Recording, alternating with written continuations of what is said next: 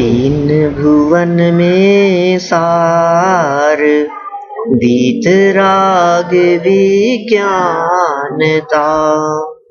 शिव स्वरूप शिवकार नमहु त्रियोग संहारिके।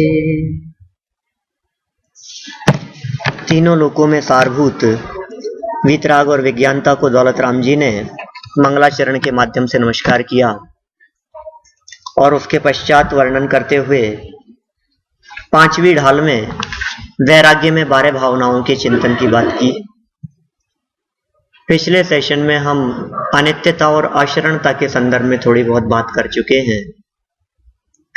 इस जीव की इस प्रकार की परमानेंट मान्यता रहती है कि जो चीजें मुझे मिल गई है, जो पदार्थ मुझे प्राप्त हो गए हैं, वे पदार्थ बने रहें। जब इसे ऐसा लगता है कि ये पदार्थ बने रहें, तो आचार्यों ने कहा कि ये बने नहीं रहेंगे। इसकी मान्यता गलत है, इसकी ये सोच गलत है। जब ये सोचता है कि पदार्थ बने रहें और वे टिकते नहीं हैं, तो ये दुखी होता है। आचार्यों का मूल प्रयोजन तो यही है ना कि इसका दुख कैसे दूर हो। ये सोचता है ये टिके रहने चाहिए।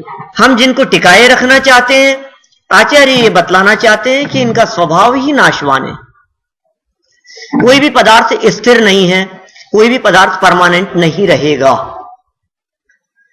तो इसको जब समझाया तो समझ में आ गई कि हाँ, बात तो सच्ची है। जगत में कोई भी वस्तु ऐसी नहीं है जो शाश्वत हो।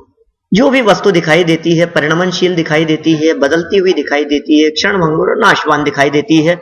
लेकिन हम कुछ ऐसा प्रयास करेंगे, कुछ ऐसी कोशिश करेंगे कि उनको बचा लेंगे।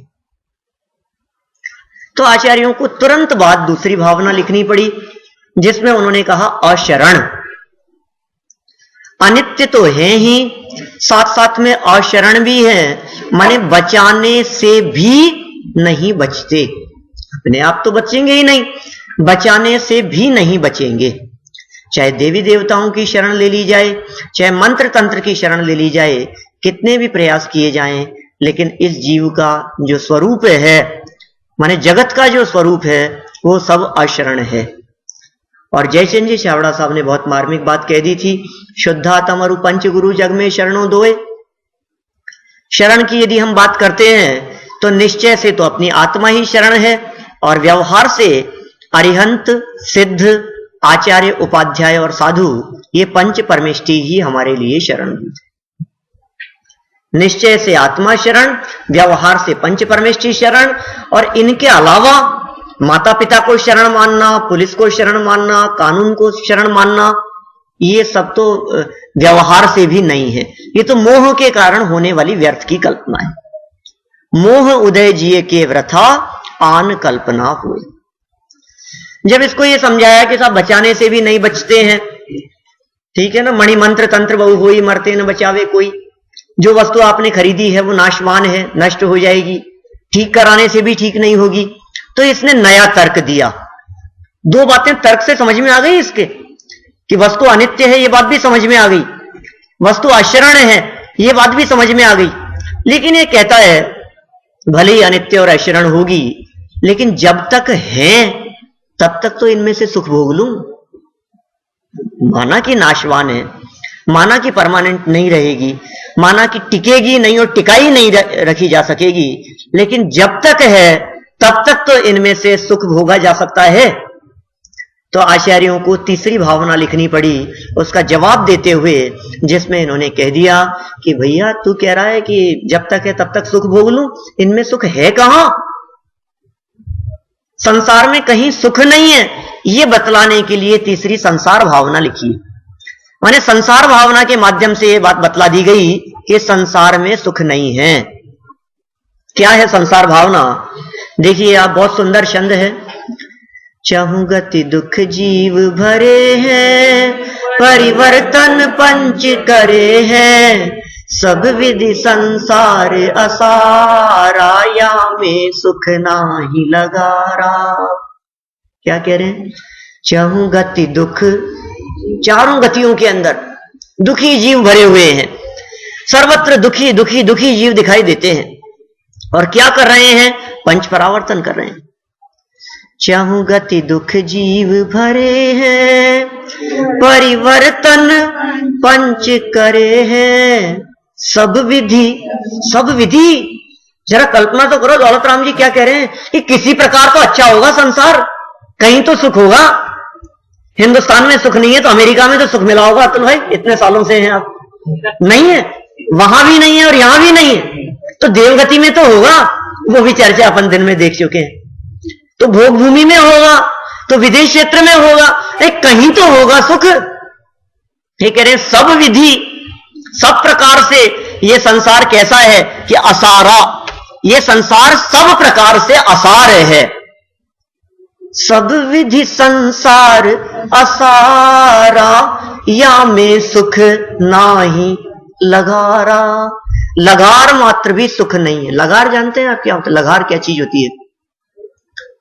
लेश मात्र भी नहीं है, अर्थ तो यही है, लेकिन लगार का अर्थ ऐसा, जैसे हमारे यहां इंडिया में क्या होता है, हलवाई होते हैं ना, तो वो बिल्कुल क्या करते हैं, जैसे कढ़ाई में दूध ओट रहा है, दूध खत्म कर दिया और कढ़ाई को उन्होंने साफ करने के लिए बिल्कुल खाली करके रख दिया। अब जो खाली करके जो कढ़ाई रखी है, उसमें भी जो वहां जो कुत्ते होते हैं वो उसको आकर के उसमें से भी चाटते हैं। तो वो क्या चाट रहे हैं कि जो बच गया है लगार, ये कह रहे हैं इतना भी सुख नहीं है लगार मात्र भी, ऐसा कह रहे हैं। उसमें कुछ नहीं है ना, अब कुछ नहीं है में भी कुछ नहीं है, ऐसा कह रहे हैं। संसार के किसी भी पदार्थ में रंच मात्र भी सुख नहीं है। संसार के किसी भी विषय में सुख मानने की कल्पना, ये मिथ्या कल्पना है, मिथ्या भ्रांति है। ये बात यहां दौलत राम जी कहना चाह रहे हैं। चारों गतियों के संदर्भ में किसी भी प्रकार से देख लीजिए आप, पंच परावर्तनों की यदि चर्चा करके देखा जाए तो दुनिया में ऐसा कोई क्षेत्र नहीं है, दुनिया में ऐसा कोई काल नहीं है जो क्षेत्र काल हमारे को आज तक प्राप्त न हुआ हो। दुनिया में कोई ऐसी जगह नहीं है जिस जगह पर हमने जन्म ना लिया हो। आप सोचिए तो सही, क्षेत्र परावर्तन क्या कह रहा है? ये कह रहे हैं पंच प्रकारा, परिवर्तन पंच प्रकारा, 5 प्रकार से परावर्तन किया है इसने। द्रव्य परावर्तन, क्षेत्र परावर्तन, काल परावर्तन, भव परावर्तन, भाव परावर्तन। द्रव्य, क्षेत्र, काल, भव और भाव, ये 5 परावर्तन करता हुआ ये संसार में भटकता रहा है ये जीव। कहीं सुख नहीं मिला इसको, सुख की तलाश में कहां कहां नहीं गया, किस जगह पर मिलेगा सुख? ये कह रहे हैं संसार में नहीं है ना, तो गिरनार जी में मिलेगा कि नहीं मिलेगा? तो बुंदेलखंड की यात्रा में, तो शिखर जी जाने पर तो मिलना चाहिए साहब सुख। मतलब ये कह रहे हैं संसार में नहीं है तो शिखर जी संसार से बाहर है क्या? तो कैसे मिल सकता है? तो फिर यूरोप में मिलेगा महेश भाई? नहीं मिलेगा। मैं जाकर के आया, नहीं मिला मेरे को। आप जाने वाले हो इसलिए कहता हूं आपसे, कहीं नहीं है, कहीं नहीं है वास्तव में। बाहर में सुख की तलाश करना यह व्यर्थ की कल्पना है। बाहरी किसी भी विषय में सुख नहीं है, बाहरी किसी भी क्षेत्र में सुख नहीं है। सिद्ध परमात्मा, चाहे सिद्धालय में तो सुख होगा ना, बोलो सिद्धालय में सुख है या नहीं है? सिद्ध परमात्मा यहां रहते हैं लोक के अग्रभाग में, 16 स्वर्ग से ऊपर, 9 ग्रेव्यक, 9 अनुदेश, 5 अनुत्तर और उससे भी ऊपर यहां सिद्ध परमात्मा रहते हैं। वहां सुख है या नहीं है? कहते वहां भी सुख नहीं है, नहीं, उस जगह पर सुख नहीं है, लेकिन सिद्ध परमात्मा सुखी है। एरिया की बात कर रहा हूं मैं। सिद्धालय में जहां सिद्ध परमात्मा रहते हैं, उन्हीं सिद्ध परमात्मा के आसपास में अनंत निगोदिया जीव भी रहते हैं। उसी जगह पर, उसी क्षेत्र में निगोदिया जीव अनंत दुखी हैं और सिद्ध परमात्मा अनंत सुखी है। तो सिद्ध परमात्मा कहां रहते हैं?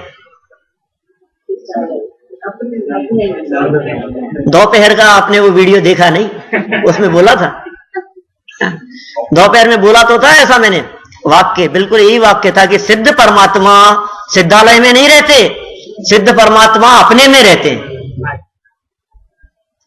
लेकिन जब सिद्ध परमात्मा या जो जीव अपने में रहते हैं, उनका परमानेंट स्थान यदि लोक में कहीं देखा जाता है तो कहां है? कि लोक के अग्रभाग में, सिद्धालय में।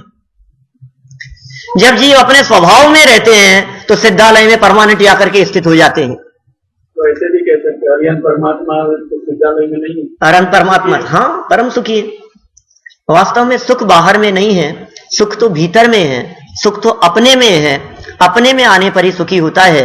बाकी चाहे आप लड्डू खा लो, चाहे और क्या क्या बनाया था मुझे तो पता नहीं, गुलाब जामुन में सुख नहीं है, रसगुल्ला में सुख नहीं है, इडली सांभर डोसे बना लो तो उसमें सुख नहीं है, चूरमा बाटी खा लो तो उसमें सुख नहीं है। अच्छा क्या खाएं कि सुखी हो जाएं, बोलो। सब सुख तो लगता है अपने को, मजा तो आता है। सबकी कोई ना कोई फेवरेट डिश होगी, कुछ ना कुछ ऐसा लगे। ये तो कभी कभी तो ऐसा होता होगा अखिल भाई कि फोन करके पूछे आज क्या बन रहा है, और अपनी फेवरेट हो तो ऑफिस से जल्दी आ जाएं। ऐसा भी हो सकता है। मतलब अपने को लगता है इसमें कितना सुख है, इसमें कितना मजा आ रहा है इस चीज में, लेकिन वास्तव में क्या उसमें मजा आता है? वास्तव में क्या उसमें सुख है? सोने में सुख है, गोल्ड में? अच्छा बहुत सुंदर हीरे का सेट हो, 5-7 लाख 15 लाख का, तो मजा आता है कि नहीं? 25-50 लाख का, 1-2 करोड़ का यदि हो मान लो, तो अच्छा लगता है कि नहीं? मजा आएगा कि नहीं? उसमें सुख मिलेगा कि नहीं हमारे को? सुख की व्याख्या क्या है? वही तो मैं पूछ रहा हूं। हमारे हिसाब से आप तो संसारी जीव हैं। हाँ तो मैं भी संसारी हूं।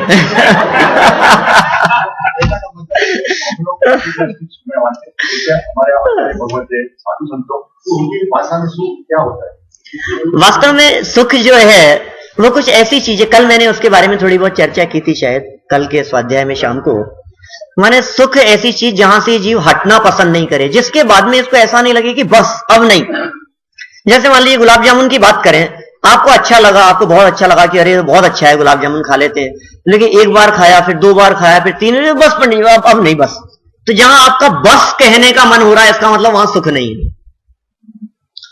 जिससे आप ऊब गए हैं, जिससे आपको उकताहट हो गई है, जिससे आपको ऐसे लगता है कि बस अब नहीं चलेगा, तो समझ लीजिए इसका मतलब वहां सुख नहीं है। किसी भी चीज के बारे में हर जगह पर ऐसी बात लागू होगी। आप घर से बाहर निकलते हैं, देखिए आप क्या होता है, घर में रहता हुआ व्यक्ति परेशान हो जाता है तो कुछ सोचता है थोड़ी सी आउटिंग 2-5 दिन के लिए कहीं बाहर घुमाते हैं, थोड़ा सा अच्छा रहेगा। इस शिविर में भी ऐसा लगता है अपने को, 3 दिन का शिविर है, चलो ठीक है, अच्छा पिकनिक जैसा हो जाएगा, वहीं खाना पीना होगा, वहीं कैसा अपने को क्या लगता है उसमें। फिर लेकिन जब वो टाइम ज्यादा होता है तो फिर लगता है अरे बस अब तो घर की याद आने लग गई, अब ज्यादा दिन नहीं। इसका मतलब उसमें सुख नहीं है। अरे पेरिस चले जाओ, स्विट्जरलैंड चले जाओ, आप कहीं भी चले जाओ, लेकिन 2-5 दिन के बाद में आपको ऐसे लगने लगता है कि बस अपना घर ही भला है। कहीं भी जाएं, इसका मतलब वास्तव में हमारे को जो सुख मिलता है वो अपने घर में आकर के ही मिलता है। लेकिन अपना घर है कौन सा, ये तो पहचाने। जिस घर को अपन ने अपना समझ रखा है, ये घर अपना थोड़ी ना है। जिस घर को हम अपना कह रहे हैं, हमारे पिताजी उसे अपना कहते थे, उसके पहले उनके दादाजी अपना कहते थे, उसके पहले और कोई अपना कहते थे। लोग आते हैं, कुछ दिन ठहरते हैं, अपना अपना कहते हैं और फिर चले जाते हैं। तो जहां मुसाफिर आते हैं, कुछ दिन ठहरते हैं, अपना टाइम पास करके चले जाते हैं, वो तो धर्मशाला कहलाती है। तो वैसे देखा जाए तो हमारा देश ही भागीदार है। ऐसा ही है और क्या है। जितना हमने खर्च किया है बस उतने समय के लिए यहां इस देह में रहना होगा। सच में सुख की व्याख्या यही है, यहां अंदर में सुख है, अतीन्द्रिय आनंद है। भीतर में जहां सुख है वहां से जीव निकलना नहीं चाहता, वहां से जीव बदलना नहीं चाहता। संसार भावना के माध्यम से यही कहना चाह रहे हैं। आपको जो लग रहा है ना कि जब तक है तब तक सुख भोग लो, ये कह रहे हैं सुख है ही नहीं उसमें। दादा ने बहुत सुंदर पंक्तियां लिखी संसार भावना के संदर्भ में, इसमें नहीं है आपकी पुस्तक में, मैं सुनाता हूं आपको। मंथन करें दिन रात जल, धृत हाथ में आवे नहीं, रज रेत पेले रात दिन पर, तेल ज्यों पावे नहीं।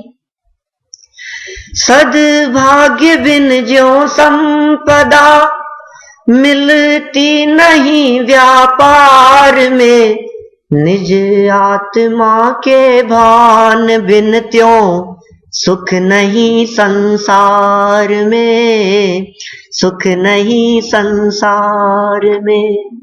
बोलो कितने सुंदर बात कह दी गई है। क्या कहा? मंथन करें दिन रात जल पानी, पानी का मंथन करें, मथे पानी को, कब तक?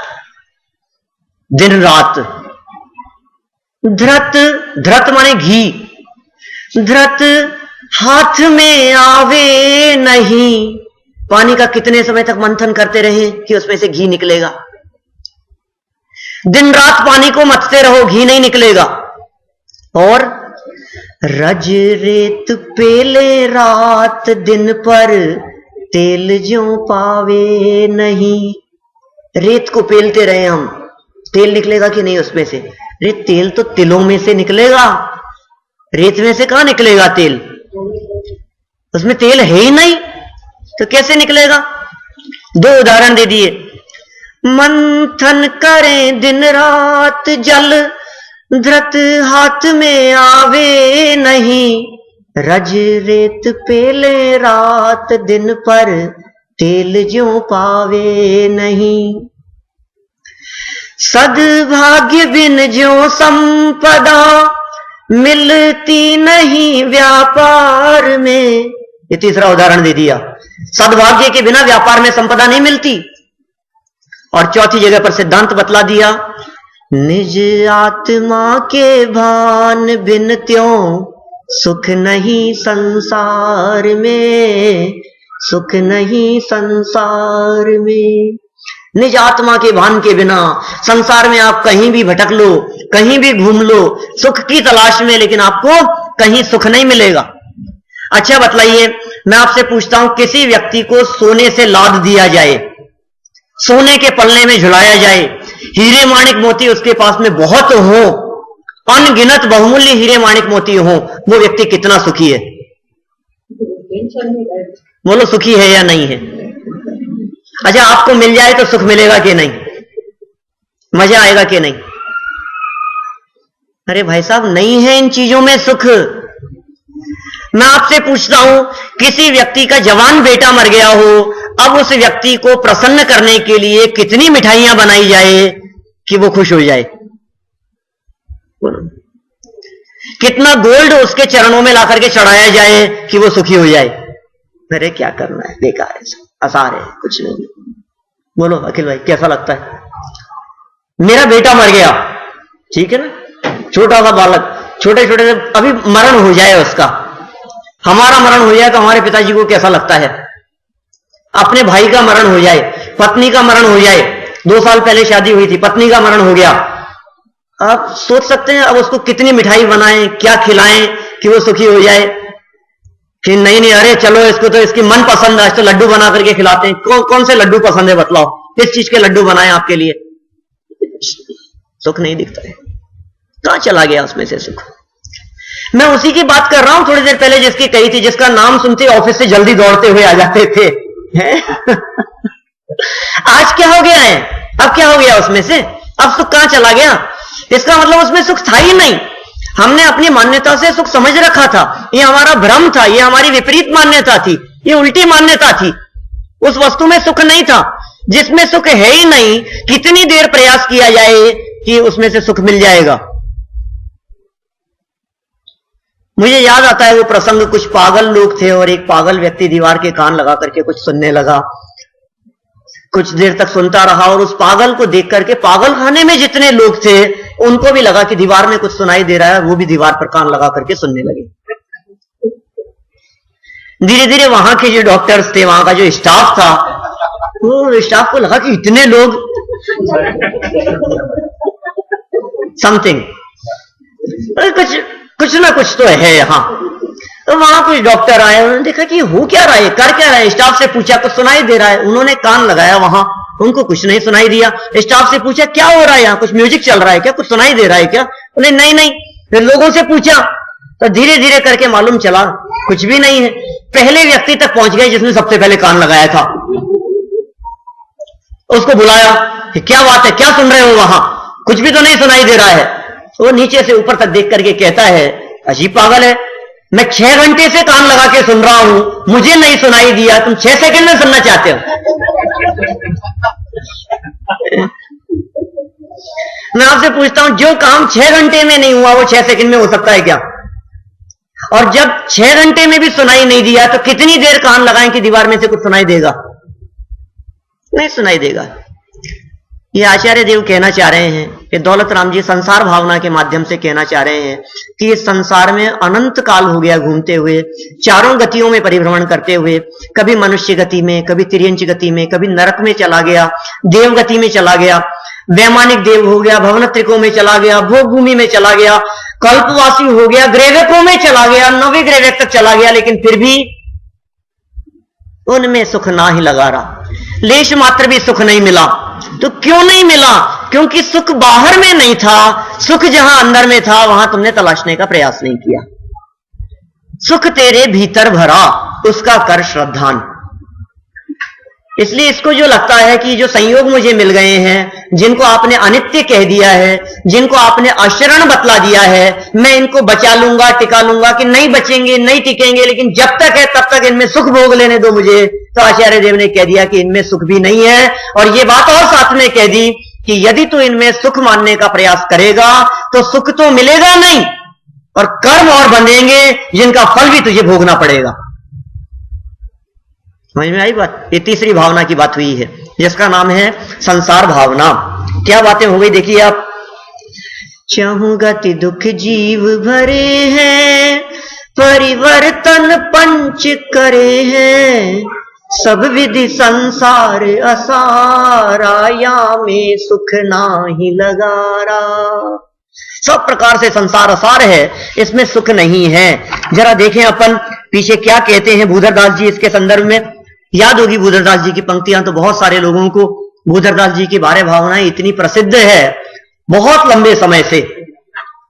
दौलत राम जी की बारे भावना इसलिए प्रसिद्ध है क्योंकि छेड़ाला प्रसिद्ध ग्रंथ है, और भूधरदास जी की बारे भावना अपने आप में बहुत प्रसिद्ध बारे भावना रही। यदि अपन लोग जितने लोग बैठे हैं अपनी एज से थोड़ा सा ऊपर जाकर के देखें, मतलब यदि मैं 50 ईयर्स से ऊपर वालों की बात करूं तो बारे भावना लगभग सब लोगों को याद मिलेगी। तो इंडिया की तो ये स्थिति है, अब यहां अमेरिका की आप लोग जाने। देखिए क्या है इसमें, क्या कहते हैं।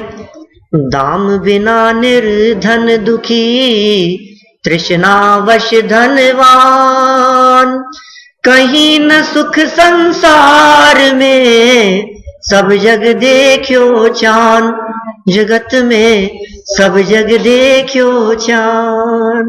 बहुत मार्मिक लाइनें हैं। दाम बिना निर्धन दुखी। निर्धन व्यक्ति क्यों दुखी है? दाम नहीं है इसलिए दुखी है। तो फिर धनवान तो दुखी नहीं होना चाहिए। निर्धन व्यक्ति यदि दुखी है तो धनवान तो दुखी नहीं होना चाहिए। धनवान भी दुखी है। कि क्यों दुखी है? कि तृष्णावश धनवान, तृष्णा के वशीभूत होकर धनवान भी दुखी है। दाम नहीं होने से, पैसा नहीं होने से, संपत्ति वैभव नहीं होने से निर्धन व्यक्ति दुखी है, और तृष्णाओं के कारण धनवान व्यक्ति भी दुखी है। जैसे मोहम्मद से भी समझ, तृष्णाओं के कारण कहीं अंत नहीं है ना। आप चाहे मित्तल की बात कर लो, चाहे अंबानी की बात कर लो, चाहे कोई भी समझ लो आप, टाटा बिरला, या समझ लो आप जो भी किसी भी वैभव संपन्न व्यक्ति की बात करो, बिल गेट्स की बात करो आप, सब कोई सार नहीं है, सुख नहीं है उसमें। किस वजह से दुखी है? कि क्या करें, कहीं ना कहीं उनको ऐसे लगता है अब आगे और कुछ, अब आगे और कुछ। वो इसी में उनका टाइम चला जाता है कि नंबर फर्स्ट से सेकंड कैसे आ गया, सेकंड से फर्स्ट नंबर कैसे हो सकता है। उनका दिलो दिमाग उसी में चलता रहता है। और फिर क्या होता है, फिर वो सब छोड़ करके जाना ही है। मतलब क्या होगा, हम सब एक ही तरफ दौड़ रहे हैं ना। ये कह रहे हैं तृष्णावश धनवान, ये बात कह दी है इन्होंने, इसी तरफ दौड़ रहे हैं हम। मोहम्मद से भगवान महावीर स्वामी के वक्त मोहम्मद से, हाँ तो स्टडी राजा ने हाँ इसी तरह की बात है, समझिए। बहुत सारे सभी लोगों का इसी तरह, सब इसी चक्कर में उलझे हुए हैं, आगे बढ़ने के चक्कर में। लेकिन वो बढ़ करके क्या होगा मुझे ये नहीं समझ में आता है। कभी कभी मैं सोचता हूं कि जिस तरफ हमारी दौड़ चल रही है, जिस दिशा में हम दौड़ रहे हैं, आखिर ये दौड़ कब खत्म होगी, कौन सी जगह पर जाकर के रुकेंगे हम? कौन सा क्षण ऐसा आएगा जिसको हमने ऐसा समझ रखा है कि बस ये पॉइंट ऐसा है कि यहीं तक हमारे को कमाना है, इसके बाद में नहीं? आपने सोचा है, कुछ नक्की किया है, कोई पॉइंट? कुछ नहीं है। कितना देखिए, आप श्रावक बार बार काम करो, श्रावक में बार बार काम करो, तो फिर आप सेटिस्फाई हो जाओगे। वाह, बिल्कुल वही बात है। तो ये जो 12 व्रतों की चर्चा है, उसके बाद की 12 भावनाओं की चर्चा चल रही है। श्रावक की जो 12 व्रत है, श्रावक के जो 12 व्रत है, उनकी चर्चा पीछे चौथी ढाल में की जा चुकी है। ये 5वीं ढाल के अंदर 12 भावनाओं की चर्चा कर रहे हैं दौलत राम जी। श्रावक के 12 व्रतों में 5 अणुव्रत, 3 गुण व्रत और 4 शिक्षा व्रत, ये 12 व्रत हैं।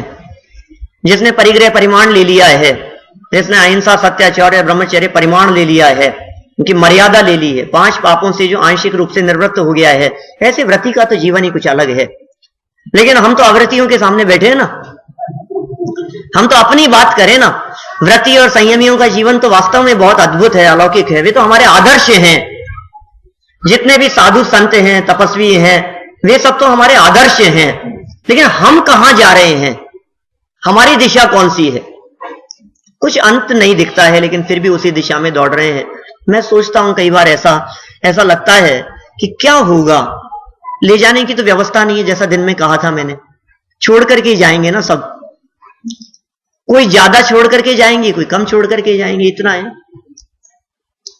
मैं कुछ करोड़ों में छोड़ जाऊंगा तो आप अरबों में छोड़ जाएंगे, और क्या फर्क पड़ने वाला है? इतना ही फर्क है। मान लीजिए मैं 10-5 करोड़ छोड़ करके जाऊंगा तो आप 25-50 करोड़ छोड़ जाएंगे, थोड़ा सा फर्क है। ले जाने के अंदर तो सब बराबर है। माने कोई कुछ नहीं ले जाने वाला है। हाँ, यदि अपने को कुछ ऐसी बात मालूम चलेगी, हाँ भाई देखो 50 करोड़ तक जिनके पास में उनको ले जाने की फैसिलिटी नहीं है, 50 करोड़ से ज्यादा यदि आपके पास में हुआ तो वो आप ले जा सकते हैं, तब तो अपना दौड़ना वाजिब है।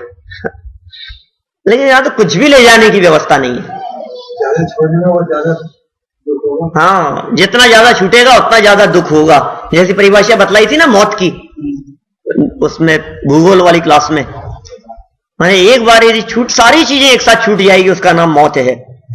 इन्होंने एक धनवान की परिभाषा भी यहां निकलती है, दूसरे प्रकार से अर्थ भी किया जा सकता है इसका, तृष्णावश धनवान। धनवान कौन है आनंद भाई? धनवान कौन है? जिसके पास में ज्यादा पैसा है कि नहीं? जिसे पैसे की जरूरत नहीं है वो धनवान है। हाँ, जिसके हृदय में चाह है वो धनवान नहीं है। जिसको चाह नहीं है वो धनवान है, वो संपन्न है। संपन्न कौन? संपन्नता की क्या परिभाषा है? जिसको अभी चाहिए, इसका मतलब वो संपन्न नहीं है, और जिसको नहीं चाहिए वो संपन्न है। तो तृष्णावश, तृष्णा को जिसने वशीभूत कर लिया वो धनवान। तृष्णा को वशीभूत कर लेने वाला व्यक्ति ही वास्तव में धनवान है। और फिर कह दिया, कहूं न सुख संसार में, संसार में कहीं भी सुख नहीं है। सब जग देखियो छान, सारे जगत को हमने छान करके देख लिया, कहीं भी सुख नहीं है। वास्तव में वस्तुतः संसार क्या है, उसका बहुत सुंदर स्वरूप जयचंद जी छाबड़ा की 12 भावना के अंदर भी मिलता है अपने को। देखिए 2 पंक्तियां पेज बदल करके 29 पेज पर, पर द्रव्यन ते प्रीति जो है संसार अबोध, ताको फल गति चार में भ्रमण कयो श्रुत शोध। जगत में भ्रमण कयो श्रुत शोध। श्रुत को शोध करके, माने सारे जिनागम का सार निकाल करके क्या कहा गया है? 4 गति में परिभ्रमण किसका फल है? कि पर द्रव्यों के प्रति प्रीति का फल ही संसार है। संसार किसे कहते हैं? संसार की क्या व्याख्या है? संसार का मतलब क्या है? हम क्या समझते हैं संसार से? संसार किसे कहें? जहां हम रहते हैं उसका नाम संसार नहीं है। हम लोग संसार में नहीं रहते, संसार हमारे में रहता है। क्या कह रहा हूं मैं? हम लोग संसार में नहीं रहते, संसार हमारे में रहता है। जब कभी हम ऐसे शब्दों का प्रयोग करते हैं, संसार का नाश करके भगवान महावीर स्वामी मोक्ष चले गए, तो संसार का नाश किया माने कौन से संसार का नाश किया? संसार तो चल रहा है, हम लोग संसार में बैठे। आत्मा की तो फिर महावीर भगवान मोहराग द्वेष का त्याग किया। हाँ, बस उन्होंने सारे पाप निकाल दिए, सारे राग द्वेष निकाल दिए, सारी कषायों को निकाल दिया। वास्तव में कषाएं, राग द्वेष, मोह के परिणाम वही हमारा संसार है और उसी संसार का अभाव करना है। वो संसार क्या है? तो जयचंद जी साहब ने कितने सरल शब्दों में बतला दिया। पर द्रव्यंते प्रीति जो है संसार अबोध। पर द्रव्यों के प्रति प्रीति, ये मकान मेरा है, ये दुकान मेरी है, ये बिजनेस मेरा है, ये धन मेरा है, ये पैसा मेरा है, ये पत्नी पुत्र परिवार मेरे हैं, ये गाड़ी मेरी है, बंगला मेरा है। ये जो परद्रव्यों के प्रति प्रीति है, देह के प्रति जो प्रीति है, शरीर के प्रति जो अपनापन है, देह के प्रति जो स्नेह है, ये संसार है असली, ये असली संसार है। ये संसार त्याग देने योग्य है। तो क्या चर्चा चल रही थी कि इस संसार में सुख नहीं है, इस संसार में सार नहीं है, और यदि तुम इस संसार को अपना मानोगे, यदि तुम इस संसार को भला मानोगे, संसार को अच्छा मानोगे, तो भविष्य में भी ऐसे कर्म बंधेंगे कि तुम्हारे को दुख ही उठाना पड़ेगा। तो फिर इसने नया तर्क दे दिया। देखो वापस वहीं से अनित्य भावना में क्या कहा? जगत के सारे पदार्थ क्षणभंगुर हैं। ठीक है, फिर इसने कहा कि भले ही क्षणभंगुर हो, मैं बचा लूंगा। तो आचार्यों ने कहा अशरण भी है, बचाने से नहीं बचेंगे। फिर समझ में आई इसके, तो इसने कहा कि बचाने से नहीं बचेंगे, लेकिन जब तक है तब तक सुख भोग लेने दो। तो फिर आचार्यों ने संसार भावना लिख करके कहा कि नहीं नहीं, इसमें सुख भी नहीं है। फिर कहा कि सुख नहीं है, कोई बात नहीं, कि कर्म बंधेंगे कि बंध जाने दो, क्या होगा? कर्म बनेंगे तो बंध जाएंगे। अरे मिल बांट करके भोग लेंगे। हमारे घर में 4 लोग हैं, अच्छा परिवार है और सब लोगों में बहुत संगठन है, एक दूसरे का सहयोग करते हैं। पाप कर्म का उदय भी आ जाएगा तो क्या होगा? मिल बांट करके भोग लेंगे ना। तो फिर आचार्यों को चौथी भावना लिखनी पड़ी, जिसका नाम है एकत्व। अनित्य में क्षणिकता, अशरण में असारता, मतलब शरण नहीं है। संसार भावना के अंदर का इसमें सुख नहीं है। और एकत्व भावना के अंतर्गत क्या कहते हैं? जब इसने प्रश्न ऐसा रखा, जब इसने बात ऐसी कह दी कि हम घर में मिल बांट करके कर्म का फल भोग लेंगे, तो लिखना पड़ा यहां पर कि भैया इस धोखे में मत रहना कि मिल बांट करके भोग लेंगे। शुभ अशुभ कर्म फल जेते, भोगे जिए कहते ते, सुतदारा होय नसीरी, सब स्वार्थ के हैं भीरी। ये एकत्व भावना कितना सुंदर मार्ग में चित्रण कर दिया गया है। तुम किस भ्रम में हो कि पाप कर्म का उदय आएगा तो परिवार के साथ में भोग लेंगे? कोई परिवार काम नहीं आएगा। क्या सज धज के जिस दिन मौत की शहजादी आएगी, ना सोना काम आएगा, ना चांदी आएगी। बोलो क्या काम आएगा? काम आएंगे सोना चांदी आदि। जिस दिन मौत आएगी उस दिन सोना चांदी कुछ काम आएगा कि नहीं आएगा? कितना सातू कितने बड़े अरमान है तेरे, मिट्टी का तू सोने के ये सामान है तेरे। मिट्टी की काया मिट्टी में है, मिट्टी की काया मिट्टी में जिस दिन समाएगी, ना सोना काम आएगा, ना चांदी आएगी, ना प्रवचन काम आएगा, ना श्रोता आएंगे। अखिल भाई क्या क्या काम आएगा बोलो? उस क्षण क्या चीज काम आएगी?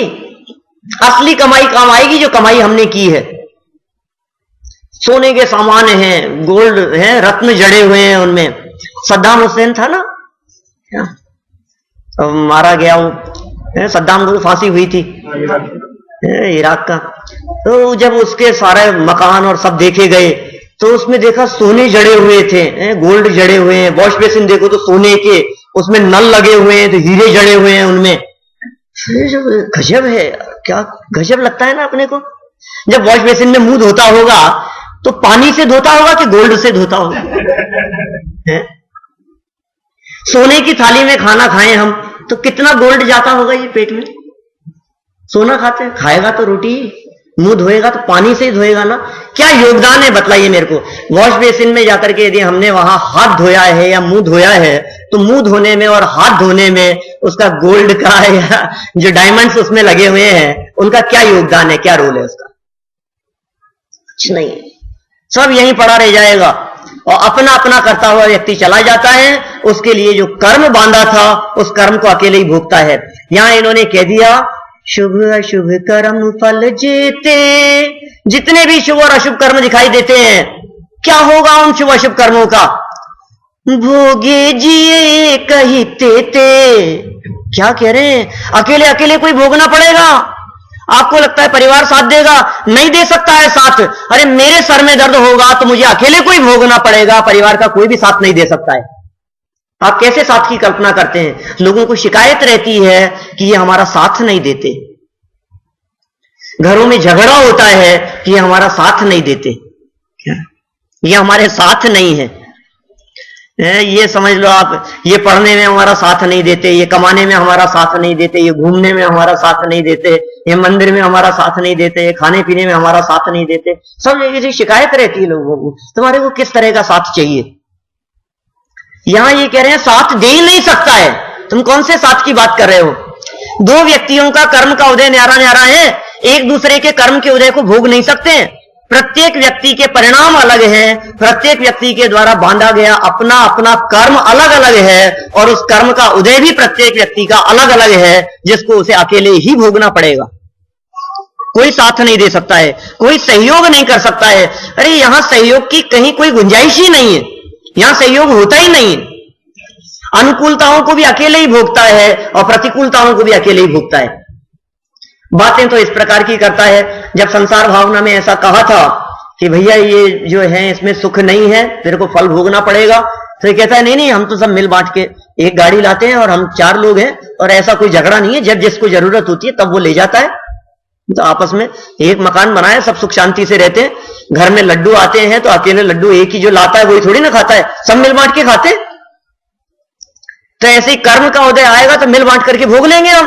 क्या फर्क पड़ गया उसमें कि नहीं, यहां मिलने बांटने के लिए कुछ भी नहीं होता। अपनी तकलीफ अपने को ही भोगनी पड़ती है। इतना सहयोग जरूर हो सकता है कि डॉक्टर को कॉल कर लेंगे, इतना सहयोग हो सकता है कि आपके पास में बैठे रहेंगे। आपके सर में दर्द हो रहा है तो इतना आपका पुण्य का उदय हो तो ये हो सकता है आपका सर दबा देंगे। गले में दर्द हो तो गला पाप का उदय हो तो गला भी दबा दें। हाँ, दवाई देते हैं, बहुत सारे होता है। इस तरह की परिस्थितियां भी बनती है। लेकिन हम तो सिर्फ इतनी बात कहना चाह रहे हैं, साथ दे ही नहीं सकता है। इसलिए साथ की जो कल्पना है, साथ की जो चाह है, वो चाह ही खोटी है। क्या कह दिया यहां? भोगे जिए एक ही तेते। तेते मतलब वे सब, भोगे भोगता है, जिए मतलब जीव। शुभ अशुभ कर्म फल जेते, भोगे जिए एक ही तेते। सुतदारा होय नसीरी, सब स्वार्थ के हैं भीरी। क्या कह दिया? सुत माने पुत्र। कितना अपना है बोलो, अपना है कि नहीं है? मेरे साहब क्या बात कर रहे हो? देखो सामने सामने जवाब देता हुआ दिखाई दे रहा है। क्या हमारा कहना नहीं मानता, हमारी सुनता नहीं है। एक गिलास पानी पिलाने के लिए कहें तो ला करके देता नहीं है। फिर भी अरे नहीं साहब, बेटा तो बेटा तो अपना ही है। और पता है क्या कहता है कि नहीं बेटा, काम तो अपना ही आएगा, आखिर कोई बात नहीं, जैसा भी है आखिर काम तो यही आएगा। ये क्या काम आएगा भैया? एक गिलास पानी मांगा, पानी तो पिलाता नहीं, फिर भी पंडित जी कुछ भी कहो, आखिर अपना ही बेटा है, काम तो यही आएगा। तो क्या काम आएगा मुझे ये नहीं समझ में आता है। किस काम के बारे में सोच रहे हैं आप? शायद यहां तो वो भी नहीं है, अंतिम है ना। यहां तो इलेक्ट्रिक शवदाह हो जाता है ना, तो वहां तो कम से कम आग लगाने के काम तो आएगा। हिंदुस्तान में किस काम आएगा? कुछ भी नहीं है, सब स्वार्थ है और किसी का किसी से कोई संबंध नहीं है। दो व्यक्तियों के विचार आपस में मिलते नहीं है, दो व्यक्तियों के विचार आपस में मिल सकते नहीं है। दोनों जीव अलग अलग स्थानों से आए हैं और दोनों को अलग अलग जगह पर चले जाना है। यह संसार का स्वरूप है। माने आचार्य देव जो है, पूज्यपाद आचार्य इष्टोपदेश के अंदर उन्होंने इस तरह की बात लिखी, उदाहरण देकर के बात को समझाया। मूल श्लोक में इनका पक्षियों का उदाहरण दिया। अलग अलग स्थानों से आए हैं, एक पेड़ के ऊपर आकर के रात्रि विश्राम की है, सुबह होते ही सभी पक्षियों को अपनी अपनी दिशा में उड़ जाना है, रात भर का साथ है। तो इसी तरह से हमारा जीवन है। आपका हमारा साथ कितने समय का है? अतुल भाई कितने समय का साथ है अपना? बोलो, कह सकते हैं अरे साहब इनका हमारा साथ तो बहुत पुराना है। आपका अखिल भाई और अतुल भाई आपका साथ कितना पुराना है? 10 साल पुराना साथ है। 10 साल से साथ है कि 10 साल में 10 घंटे भी साथ रहे क्या?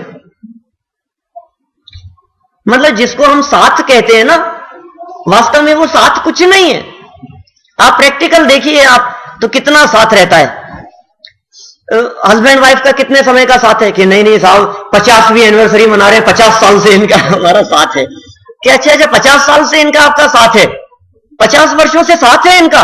50 वर्षों में कितना साथ रहे, जरा एक बार गहराई से दृष्टि डाल करके देखो आप। वो बिजनेस पर चले जाते थे, घर पर रहते थे। घर आने के बाद में ये अपने काम में लगे रहते हैं, वो अपने काम में लगे रहते हैं, और फिर क्या होता है कि टीवी चलती रहती है। कदाचित कोई वाक्य कह दिया, साथ में बैठ करके खाना खा लिए, तो वो अपनी थाली में खा रहे हैं, हम अपनी थाली में खा रहे हैं। कुछ कितना साथ, कौन सा साथ, कौन से साथ की बात कर रहे हैं आप? कुछ भी साथ नहीं है जिसे आप साथ कहते हैं। मैं तो कहता हूं व्यवहार से भी साथ नहीं है। निश्चय से तो कोई किसी का साथ दे ही नहीं सकता है। निश्चय से तो एक द्रव्य का दूसरे द्रव्य के साथ में किसी प्रकार का कोई संबंध है ही नहीं। निश्चय से तो एक द्रव्य दूसरे द्रव्य का कर्ता धर्ता है ही नहीं। व्यवहार से भी एक दूसरे का साथ होता ही नहीं। अच्छा, साथ साथ में कहीं यात्रा का प्रोग्राम बनाएं तो क्या क्या साथ है, जरा बताना। बोलो, हमने साथ में सब में शिखर जी की यात्रा करी, तो साथ में करी थी तो अपने पैर से करी थी कि उनके पैर से करी थी? क्या बात कर रहे हैं, अपने ही पैर से करेंगे, उनके पैर से हम कैसे चलेंगे? क्या अच्छा चले अपने पैर से थे। और भक्ति स्तुति जो बोली थी वो अपने मुंह से बोली थी क्या उनके मुंह से? और अर्घ चढ़ाया था वो, सब कुछ तो शरीर से कर, मतलब देखिए आप, वहां भी साथ नहीं है। शरीर की अपेक्षा से देखा जाए तो भी वे अपने पैर से चलते हैं, हम अपने पैर से चलते हैं। वो अपने मुंह से खाते हैं, हम अपने मुंह से खाते हैं। वो अपने हाथ से चढ़ाते हैं, हम अपने हाथ से चढ़ाते हैं। किस चीज का साथ है? कौन से साथ की कल्पना कर रहे हैं आप? ये तो मोह के कारण साथ की कल्पना होती है। उसमें भी हर व्यक्ति स्वतंत्र कर्म का उदय भोगता है। एक ही रूम में रहते हुए हस्बैंड कहता है कि एसी बंद करो, वाइफ कहती गर्मी लग रही है, नहीं एसी चलेगा। ये सबका है। माने कितनी प्रैक्टिकल बात दिखाई देती कि सबका हृदय अलग अलग है। एक को गर्मी लग रही है, एक को सर्दी लग रही है, एक को मीठा ज्यादा पसंद है, एक को नमकीन ज्यादा पसंद है, एक को कम मीठा पसंद है, एक को चाय पसंद है, एक को कॉफी पसंद है। अब क्या करें वो लोग? और कभी कदाचित ऐसा दिखता है कि आप क्या लेंगे? कॉफी। आप चाय नहीं लेते? अरे मैं भी चाय नहीं ले रहा। अपने विचार कितने मिलते हैं ना। अरे क्या बात है, माने इतनी सी बात में क्या विचार मिल रहे हैं तुम्हारे? यहाँ के मिल ही नहीं सकते। आप कौन से विचार मिलाने की बात कर रहे हो? किसी से किसी का कोई लिंक बैठता ही नहीं है। ये जीव मोह के कारण सिर्फ इस प्रकार की कल्पना किया करता है। इसलिए बहुत स्पष्ट शब्दों के अंदर यहां कह दिया है, क्या कहा? सुत दारा होय न सीरी। सीरी मतलब जानते हैं हम, साझेदार, पार्टनरशिप। सीरी मतलब पार्टनर नहीं है वो। आप भले ही उसे कितना भी कहें कि ये हमारी लाइफ पार्टनर है, लेकिन फिर भी लाइफ पार्टनर भले ही हो, लेकिन लाइफ में पूरी लाइफ पार्टनर बने नहीं रहेंगे, क्योंकि या तो वो पहले चले जाएंगे या हम पहले चले जाएंगे। तो लाइफ टाइम के लिए तो पार्टनर हुए नहीं, ठीक है ना? लाइफ टाइम के लिए तो नहीं हुए ना पार्टनर। दूसरी बात क्या कह रहे हैं कि वो सीरी नहीं है। किस चीज में सीरी नहीं है? कि हमारे दुख दर्द में साझेदार नहीं है। कि क्या बात कर रहे हो साहब? एक व्यक्ति को तकलीफ होती है तो पूरे घर को अधर कर लेते हैं, पूरा घर उसकी सेवा में लग जाता है। कैसे नहीं है? सुख दुख के अंदर सुख में भी साथी हैं तो दुख में भी साथी हैं। कि नहीं नहीं, आप जो दुख में साथी दिखाई दे रहे हैं ये ऊपरी ऊपरी साथी दिखाई दे रहे हैं। असली में तो तकलीफ जिसको हुई है, दर्द जिसको हुआ है, पाप कर्म का उदय जिसका चल रहा है, फ्रैक्चर जिसके हुआ है, फल तो उसी को भोगना पड़ रहा है। मेरे पैर में फ्रैक्चर हो गया तो उसकी तकलीफ मेरी पत्नी कितना भोगेगी? कुछ नहीं। और क्या मालूम आपको क्या हुआ? हाँ, बस वो इतना ही हो सकता है। इससे ज्यादा कुछ भी नहीं हो सकता, है ना। सुतदारा हो ये नसीरी, सब स्वार्थ के हैं भीरी। सारे जगत में जितने भी दिखाई देते हैं ये सब क्या है? स्वार्थ का खेल दिखाई देता है। और वास्तव में जब तक स्वार्थ सदता हुआ दिखाई देता है तब तक सब अपना अपना कहते हुए दिखाई देते हैं। और जब अपना स्वार्थ पूरा हो जाता है फिर उसके बाद में कोई भी कुछ भी नहीं पूछता। ये सच ही कहा है किसी कवि ने कि दुनिया कभी किसी को दिल में जगह देती नहीं। दुनिया, परिवार वाले, संबंधी, रिलेटिव, मित्र, दुनिया कभी किसी को दिल में जगह देती नहीं। शव पर चढ़ा दो आंसू, फिर यह नाम तक लेती नहीं। फिर किसी को किसी से कोई मतलब नहीं है। कौन किसको कितने दिन याद करता है? तो ऐसी कहावत ही चलती है, आज मरे और कल तीसरा दिन है, खत्म। बोलो हमारे पिताजी मर गए, उसके बावजूद हमारा बिजनेस कितने दिन बंद होता है? साहब मिनिमम 2-3 दिन तो सभी बंद रखते हैं साहब, कम से कम। सच में 3 दिन बंद रखते हैं ना। आज शाम को तो मरण हुआ था तो दिन भर तो दुकान चली थी। कल की 1 दिन की छुट्टी रख लेंगे, परसों तो सुबह खोल ही लेंगे, तीसरे दिन तो धंधा करना ही है अपने को। किसको क्या पड़ी है कोई नहीं पूछता है। और सच में यदि मैं इस बात को, ये जो कह रहे हैं ना, सुतदारा हो या न सीरी, सब स्वार्थ के हैं भीरी, इसको थोड़ा सा यदि प्रैक्टिकल अनुभव करके देखना हो तो आप जरा आंख बंद करके कुछ विचार करें। मैं आपको थोड़ी देर के लिए, कुछ देर के लिए कल्पना लोक में ले चलता हूं। चले अपन सब अपने अपने आप के बारे में विचार करें। कल्पना करें इस तरह की कि हम बैठे हैं अपने परिवार के साथ में, और परिवार के साथ में बैठे बैठे एकदम हमारा मरण हो गया। टीवी देख रहे थे, एकदम बैठे बैठे क्या हो गया? मरण हो गया। पत्नी थी, बच्चे थे, पोते थे, खेल रहे थे साथ में, ठीक है, हमारा मरण हो गया। अब जैसे ही हमारा मरण हो गया, मरने के बाद में यहां तो लोग देखते रहे, और हम चूंकि अच्छे परिणाम थे हमारे जीवन भर, हमारा स्वाध्याय में, चिंतन मनन में बीता था, मर करके हम चले गए देवगति में। देवगति में जो लोग जाते हैं उनके वहां गर्भ अवस्था तो होती नहीं है। देवगति में उत्पात जन्म होता है, सीधा लंबे चौड़े बड़े जन्म हो जाते हैं, अंतर्मुख में जन्म हो जाता है, सेकंड के अंदर अंदर वहां हमारा जन्म हो गया। ठीक है, अपने आप के बारे में सोचना, सब हमारा वहां जन्म हो गया। और यहां क्या हुआ कि यहां तो अभी एज इट इज, तो अभी तो पानी की छींटे मार रहे हैं, क्या क्या चल रहा है। हमारा जैसे ही वहां देवगति में जन्म हुआ, अब हम कल्पना करें हम वहां से लौट करके वापस आ गए, अदृश्य होकर के, दिख नहीं रहे हैं, किसी को भी दिख नहीं रहे हैं, लेकिन देख सब रहे हैं। अब आप जरा देखते रहिए क्या क्या चल रहा है नाटक यहां। आपको पूरा प्रैक्टिकल खेल दिखाई देगा कि ये क्या हो रहा है। जिनको मैं अपना कहता था, अरे मतलब बात करते करते ही उधर से वो बहू कहती है कि अरे लगता है दादाजी गए, ये काम करो, आप ये कर लो, अभी तो इनको तो अरे नीचे उतारो इनको, लगता है तो कोई डॉक्टर को बुलाने की कहता है, कोई कुछ कहता है, कोई कहता है कि अरे शाम का समय, पहले आप खाना तो खा लो, रात भर दिक्कत हो जाएगी। मतलब क्या क्या बातें चलने लगती है, इधर उधर की बातें चल रही है उनके, वो तो अपन खड़े खड़े सुन रहे हैं, उनको पता नहीं है। हम सुन रहे हैं, वापस लौट करके आ गए हैं, और फिर धीरे धीरे करके लोगों को इकट्ठा किया, लोग इकट्ठे हुए, और फिर क्या हुआ कि वो शव यात्रा की तैयारी हुई और ले जाने लगे, और हम भी साथ में हो गए। राम नाम सत्य हो रही है और हम साथ में चल रहे हैं, हमारे मित्र साथ में चल रहे हैं, बच्चे पोते साथ में चल रहे हैं, वो कंधा दे रहे हैं और हम साथ में चल रहे हैं, और हमारे पूरे जीवन भर का लेखा जोखा वो लोग आपस में बात कर रहे हैं। कोई कह रहे हैं अरे खूसट था 1 नंबर का। दूसरा जो हमारा खास दोस्त है वो क्या कहता है, अरे यार अभी कल ही तो इसको पैसे दिए थे, अब तो मांग भी नहीं सकता। क्या कैसा होगा, मतलब कैसे कैसे बातें कर रहे हैं, जिनके बारे में मैं सोचता था कि ये तो मेरे सगे हैं, ये तो मेरे अपने हैं, ये तो मेरे लिए जान देने को तैयार हैं, लेकिन उनकी दशा कैसी दिखाई दे रही है।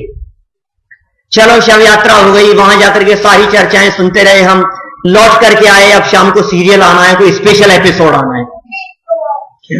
अब बच्चों का टीवी नहीं छूट रहा है, बच्चे बहुएं कह रही है कि नहीं नहीं अब क्या है, ठीक है कोई नहीं है, और टीवी चला करके बैठे हैं और बाहर से कोई बैल बजती, बंद कर टीवी बंद कर, कोई आया हम खड़े खड़े देख रहे हैं ये नाटक क्या चल रहा है, ये हो क्या रहा है? हम सोच रहे हैं और फिर जैसे ही कोई आता है अरे बाबूजी नहीं रहे हैं हमारे तो हमको छोड़ के चले गए। अरे तो तुम तो टीवी देख रहे थे, अभी तो हंस रहे थे, खिलखिलाहट की आवाज आ रही थी, इनके आते रोना शुरू कर दिया तुमने। सब देखो आप जरा प्रैक्टिकल क्या स्थिति है, कौन किसे कितना अपना मानता है, कौन अपना है कौन सच्चा है। और सच में जो रोते भी हैं, जरा आप यदि उनकी बात सुन करके देखेंगे तो आप महसूस करेंगे कि ये क्यों रो रहे हैं। मेरे जाने की किसी को परवाह नहीं है, सब ये सोच रहे हैं कि अरे कितने अच्छे थे, बच्चों को स्कूल से ले आते थे, अब कौन बच्चों को स्कूल से लाएगा, अब कौन सब्जी खरीद करके लाएगा, रोजाना सब्जी ले आते थे, हमारे लिए यही मुश्किल हो गई, तेरे को सब्जी खरीदने की पड़ी है, मैं चला गया।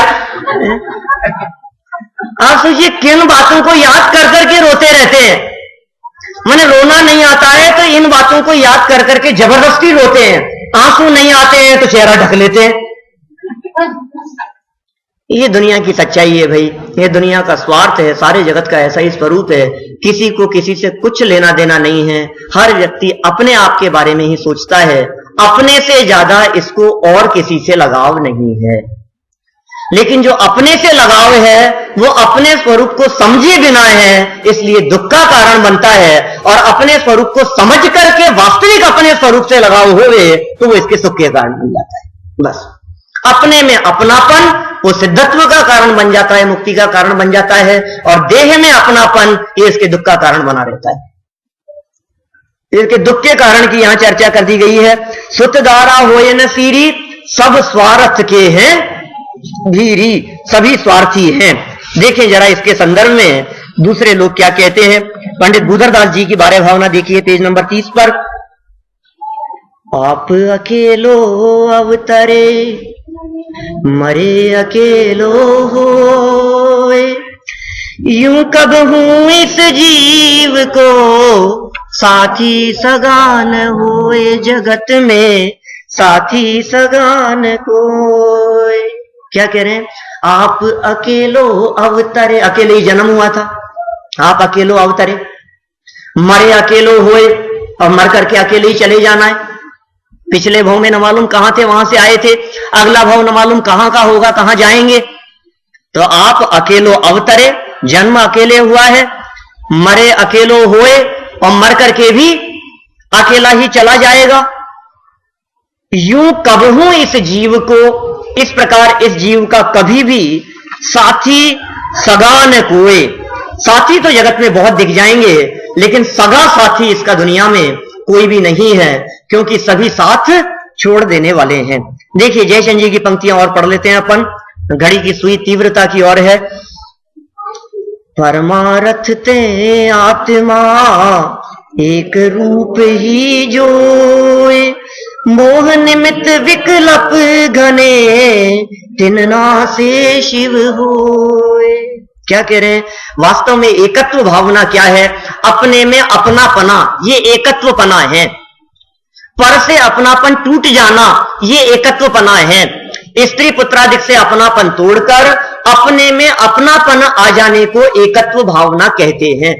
शब्द सबके समान अलग अलग हो सकते हैं, लेकिन बातें सब में क्या है, अनित्य, अशरण, संसार, एकत्व, ये कॉमन फैक्टर है सभी की बारे भावनाओं में। मैंने पहले भी कहा था, शताधिक लोगों की बारे भावनाएं हैं, उन सब में मूल जो बात मिलेगी वो यही मिलेगी।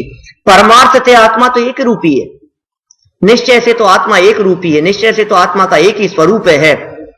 सभी आत्माएं समान हैं, कोई छोटा बड़ा नहीं होता, सब समान है। जो निगोद में है वही मुझ में है, वही सिद्ध परमात्मा में है। जो परमात्मा में है, जो महावीर भगवान की जैसी आत्मा है, वैसी ही आत्मा इस देह में मौजूद है। चींटी के शरीर में भी वही आत्मा मौजूद है, हाथी के शरीर में भी वैसी ही आत्मा मौजूद है, और मेरे शरीर में भी वही आत्मा है। तो परमार्थ से यदि देखा जाए तो आत्मा का स्वरूप क्या है, एक रूप ही है। आत्मा तो समझते हैं ना, किसी को डर तो नहीं लगता आत्मा सुनकर के। कभी कभी ऐसा भी हो जाता है मतलब लोग सब तरह के लोग होते हैं। हम लोग ट्रेन में सफर कर रहे थे, मैं फादर साथ में थे, हम लोग चर्चा करते हुए आ रहे थे, ऐसी आत्मा की चर्चा चल रही थी। थोड़ी देर बाद में जब हमारी चर्चा बंद हुई तो बगल वाली सीट पर एक व्यक्ति बैठे थे, उन्होंने मेरे से कहा कि भाई साहब एक बात बतलाओ, आप आत्मा आत्मा की बातें करते हो, आप लोगों को डर नहीं लगता? है ना, आत्मा की बात का मतलब ऐसे लगता है जैसे भूत प्रेत की बात चल रही हो। आत्माएं वैसे लगता है जैसे भटकती हुई, ऐसे लगता है। हमारे घर में एक मेहमान आए और अकेले ही आए थे। हम उनको रूम में ले गए, रात को उनको कहा कि भाई आप आराम कीजिए। मैंने कहा आपको कोई डर तो नहीं लगता है, अकेले सो लेंगे ना? कि हाँ हाँ कोई दिक्कत नहीं है। मैंने कहा वैसे हमारे यहाँ 4 आत्माएं, क्या कह रहे हो 4 आत्माएं?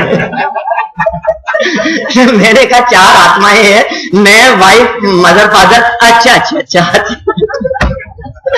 अरे हम भी आत्माएं भाई, प्रत्येक जीव आत्मा ही तो है। जीव और आत्मा में कोई फर्क नहीं है। लोगों को आत्मा शब्द से ही ऐसा लगता है जैसे कोई डरावनी बात हो। आत्मा सुनने से डरने की जरूरत नहीं है, हम सब आत्मा ही हैं। परमार्थतः आत्मा एक रूपी है। मोह के निमित्त से अनेक प्रकार के घने विकल्प होते हैं, उनका नाश करने से ही, जो अनेक प्रकार के विकल्प होते हैं उनका नाश करने से ही मुक्ति की प्राप्ति होती है। यही वास्तव में असली एकत्व भावना है। इन भावनाओं के माध्यम से पर पदार्थों के प्रति एकत्व ममत्व को तोड़ाया है और अपने में एकत्व ममत्व करने की प्रेरणा दी है। इस तरह इन 12 भावनाओं के चिंतन पूर्वक हमारी दृष्टि पर पदार्थों से हटे और अपने में आए और हम सभी सुखी हों। इसी मंगल भावना से मैं बात को यही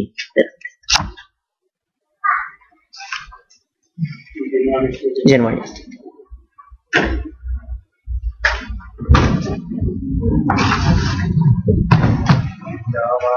के ज्ञान से तुझे लोकालो, सो वाणी मस्तक नमो सदा दे प्रभु।